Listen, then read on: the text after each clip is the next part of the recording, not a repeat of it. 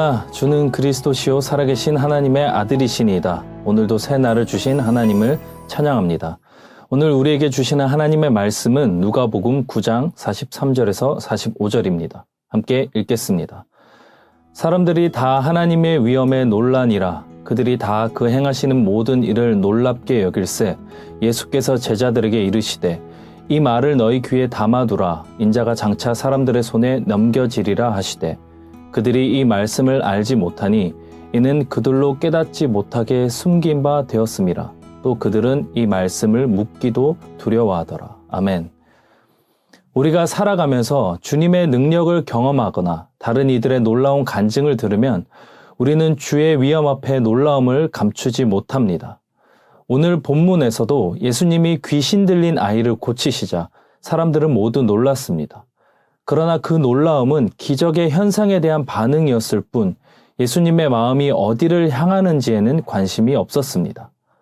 사실 우리도 능력에 관심이 많습니다. 일을 잘하고 영향력 있고 좋은 결과를 만들어내는 능력 있는 사람을 좋아합니다. 신앙생활에서도 크게 다르지 않습니다.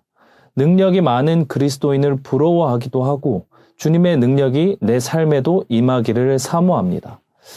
하나님을 믿는 우리가 그분의 능력을 사모하는 것은 잘못된 것이 아니라 너무나 당연한 것이자 중요한 일입니다. 하지만 기도의 응답과 삶의 열매가 중요하더라도 그보다 더 중요한 것은 내가 겪는 모든 일을 통해 하나님의 마음을 깨닫는 것입니다. 오늘 본문에서 예수님이 귀신을 내쫓으실 때 그분은 무엇을 생각하고 계셨을까요? 사람들의 모든 관심이 예수님의 능력에 집중된 바로 그 순간 예수님은 이렇게 말씀하십니다. 이 말을 너희 귀에 담아두라. 인자가 장차 사람들의 손에 넘겨지리라. 사람들의 마음이 예수님의 능력에 빼앗겨 있을 때 예수님은 그 순간에도 십자가를 바라보셨고 자신의 희생을 생각하셨습니다. 하지만 아무도 예수님의 마음에는 관심이 없었습니다. 오직 능력과 기적에만 관심이 쏠려 있었습니다.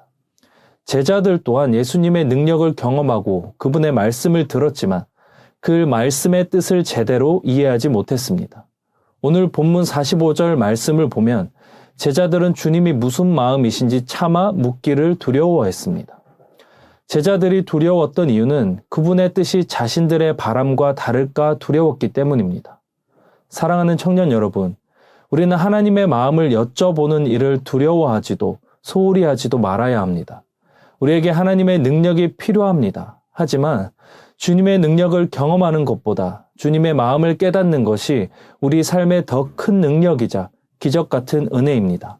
그리고 역설적으로 그분의 마음을 아는 사람이 결국 하나님의 능력을 가장 깊이 경험하게 됩니다.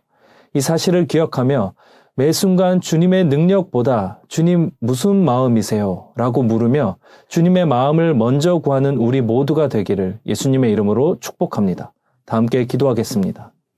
주님, 주님이 주실 것에만 관심이 있는 미성숙한 신앙이 아니라 주님의 마음을 구하고 그 마음에 반응하는 예수님의 제자된 삶을 살아가기를 소망합니다. 주님은 사람의 마음을 감찰하시는 분이시며 주님의 마음을 품은 자를 사용하시는 분이십니다.